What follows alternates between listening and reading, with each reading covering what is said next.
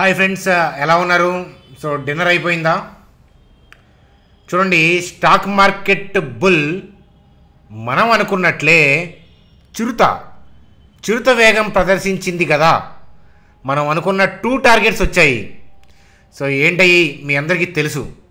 అలాగే మరి third target ఏంటి? So Nifty all time high break అయ్యి అంటే ఛేదించి ఎక్కడికి వెళ్ళబోతుంది అనేది ఈ వీడియోలో డిస్కస్ చేద్దాం.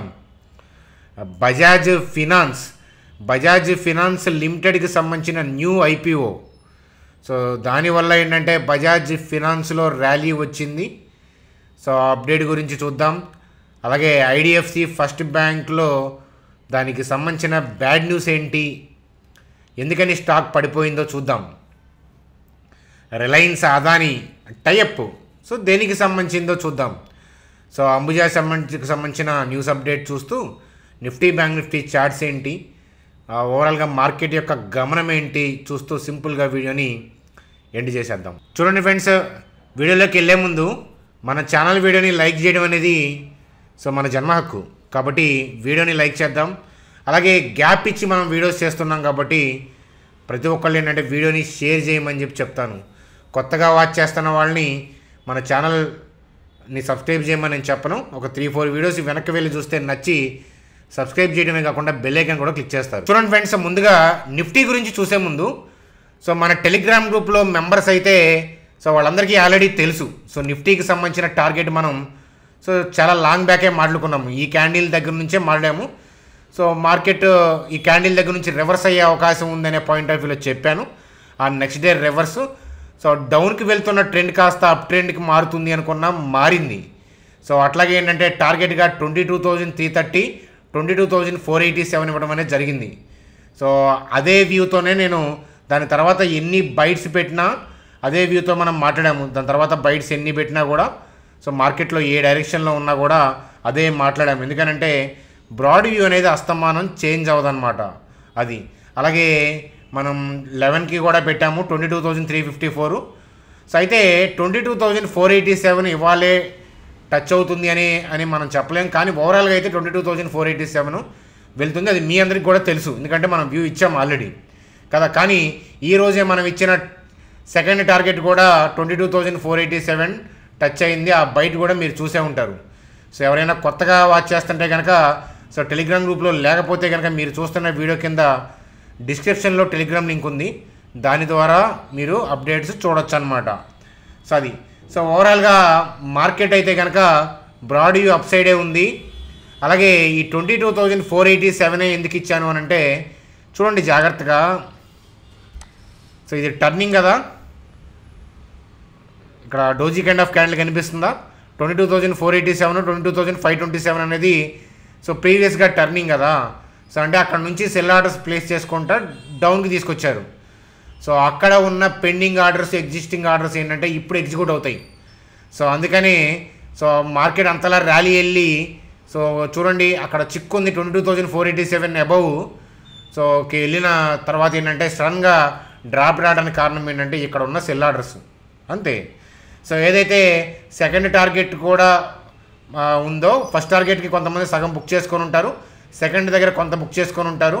ఒకవేళ బుక్ చేయకపోయినా సెకండ్ దగ్గర ఏమీ కాదు, ఎందుకనంటే so it is still moving up. అంటే రేపొద్దున మార్కెట్లో పైకి వెళ్తుందని నేను చెప్పట్లేదు. అలా ఎప్పుడు మన ఛానల్లో మనం చెప్పము. ఎప్పుడు కూడా స్టాక్ మార్కెట్లో రేపేం జరుగుతుంది అని ఎప్పుడు ఊహించద్దు. ఎగ్జాక్ట్గా రేపొద్దున వర్షం పడుతుందా, ఎండ ఎంత కాస్తుంది, సో ఇది చెప్పలేం. కానీ ఇది ఎండాకాలం అనేది తెలుస్తుంది కదా. అలాగే కరెంట్ ట్రెండ్ ఏంటంటే అప్. ఒకరోజు ఆలస్యం అవ్వచ్చు, ఒకరోజు కొంచెం తక్కువ పెరగచ్చు, ఇంకో రోజు ఎక్కువ పెరగచ్చు, ఇంకో రోజు కొంచెం స్మాల్ డిప్ అవ్వచ్చు. కానీ ఓవరాల్గా కరెక్ట్గా వెళ్తుందా లేదా అనేది ఇంపార్టెంట్ అనమాట. సో బ్రాడ్ వ్యూ పైకి ఉంది కాబట్టి అదే ట్రేడ్ చేయాలి. సో ఓవరాల్గా 2 టార్గెట్స్ వచ్చాయి. మన టార్గెట్ అయితే 22,650 అటువైపు వెళ్తుంది.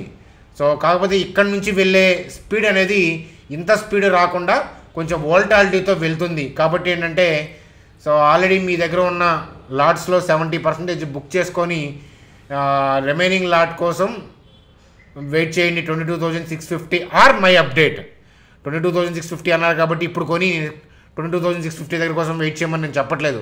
ఆల్రెడీ లాంగ్లో ఉన్న వాళ్ళకి చెప్తున్నాను. అట్లాగేంటంటే నా వ్యూ ఏదైనా చేంజ్ ఉంటే కనుక మీకు టెలిగ్రామ్ గ్రూప్లో అప్డేట్ ఇచ్చేస్తాను. మార్కెట్లో మనం వీడియో డిస్కస్ చేయొచ్చు, చేయకపోవచ్చు. ఈవినింగ్ దాకా మనం చూసేదాకా మార్కెట్ అంత ఛాన్స్ ఇవ్వకపోవచ్చు. కాబట్టి అది జాగ్రత్త అని చెప్తాను. సో అది అలాగేంటంటే కొత్తగా వచ్చిన వాళ్ళని మన గ్రూప్లో 2 months అట్లా అబ్జర్వ్ చేయకుండా టెలిగ్రామ్ గ్రూప్లో అప్డేట్స్ని బేస్ చేసుకొని ట్రేడ్స్ చిట్టి పరిస్థితిలో చేయొద్దు అని మరొకసారి చెప్తాను. ఫ్రెండ్స్, ముందుగా బజాజ్ ఫినాన్స్కి సంబంధించి, సో బజాజ్ ఫినాన్స్ ఆర్మ్ అంటే Bajaj finance the subsidiary, so Bajaj housing finance. So వాళ్ళు ఏంటంటే ఐపీఓ ద్వారా వాళ్ళు $9 to 10 billion టార్గెట్ చేస్తున్నారనమాట. ఈ న్యూస్ అప్డేట్తో బజాజ్ ఫినాన్స్లో ర్యాలీ వచ్చింది. సో ఇది మీరు గమనించగలరు. సో అలాగే ఐడిఎఫ్సి ఫస్ట్ బ్యాంక్లో బ్యాడ్ న్యూస్ అనమాట, కానీ ఇది గుడ్ న్యూస్. ఏంటో చెప్తాను. అసలు ముందుగా బ్యాడ్ న్యూస్ ఏంటంటే వార్బర్గ్ అనే సో ప్రైవేట్ ఈక్విటీ వాళ్ళు ఏంటంటే వాళ్ళకి 2.3% స్టేక్ ఉంది, దాన్ని వాళ్ళు అమ్మేసుకుంటున్నారు బ్లాక్ డీల్ ద్వారా అనేది ఇక్కడ అప్డేట్ అనమాట. సో దాని ద్వారా స్టాక్ పడిపోయింది. సో ఒకళ్ళు ఎవరో ఇన్వెస్టర్ వెళ్ళిపోయినంత మాత్రాన ఐడిఎఫ్సి ఫస్ట్ బ్యాంక్కి ఏం కాదు, ఫండాస్ అవంతా కూడా జాగ్రత్త.